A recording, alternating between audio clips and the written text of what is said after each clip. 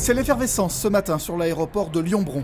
Sous l'objectif des photographes, une cinquantaine de sapeurs-pompiers en formation, mais surtout 3 avions bombardiers d'eau prêts à décoller. Notre journée d'aujourd'hui, elle a pour but de présenter aux sapeurs-pompiers de la zone ces moyens aériens et également il y a un enjeu de formation puisqu'il est important de bien coordonner l'intervention des moyens aériens avec l'intervention au sol des groupes spécialisés feux de forêt. La coordination, c'est le maître mot de cette journée de formation qui va placer les pompiers en situation de guider les avions sur des feux de forêt simulés. On commence par la présentation des 3 appareils, tous ont une fonction bien définie. Le Tracker et le Dash 8, ce sont des avions dits terrestres, c'est-à-dire qu'ils ont besoin d'aller sur un aéroport sur lequel existe un pélicandrome qui est armé par les pompiers du département, qui permet de remplir avec des bouches, ni plus ni moins des bouches d'incendie.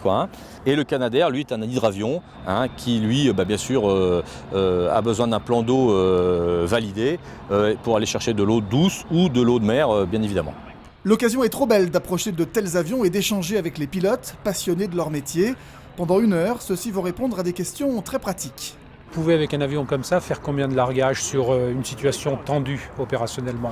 En gros, les 3 bombardiers d'eau que vous avez là ont une autonomie en lutte de 3 heures. L'avion, donc, c'est comme un bateau. Lorsque vous mettez la puissance, le bateau est sur l'arrière, ensuite il va se mettre sur le redent. Donc l'opération décoppage, c'est exactement la même chose, on est sur le redent.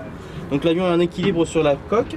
Et lorsqu'on est bien installé dans la position, donc on va sortir les écopes. On a un interrupteur à l'intérieur de l'avion et ça va extirper une écope de 150 litres à la seconde. Donc 500 litres à la seconde, ça vous fait 500 kg de masse de l'avion, c'est pour ça que l'opération est assez particulière. Feu vert pour le remplissage des machines, tandis que le Canadair s'envole pour Mâcon, où il se remplira sur la Saône.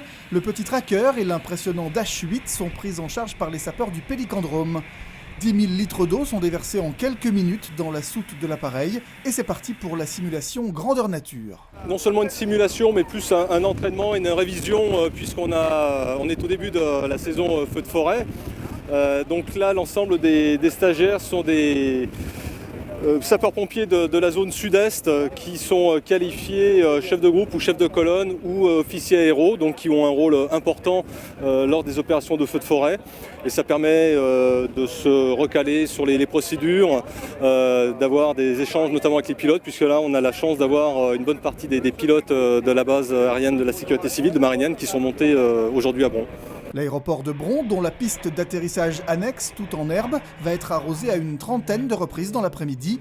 Objectif pour les pompiers, mettre leurs hommes à l'abri du feu, mais aussi de l'eau. Les avions qui arrivent sur le chantier, là, je vais essayer de les faire larguer sur ton secteur. On fait mettre les personnels en sécurité puisque la masse d'eau, si on prend le cas d'un Canadair qui peut larguer jusqu'à 6 tonnes d'eau, peut être fatale pour les intervenants au sol. Aucun incident à déplorer, une parfaite coordination entre le terrain et les avions. La journée est satisfaisante pour ses organisateurs. Pour nous, nous avons un bilan qui est très positif parce que les objectifs ont été atteints. C'est la première fois que dans le Rhône, une telle journée s'organise et avec les 3 types d'avions utilisés tous les étés pour la lutte contre les feux de forêt.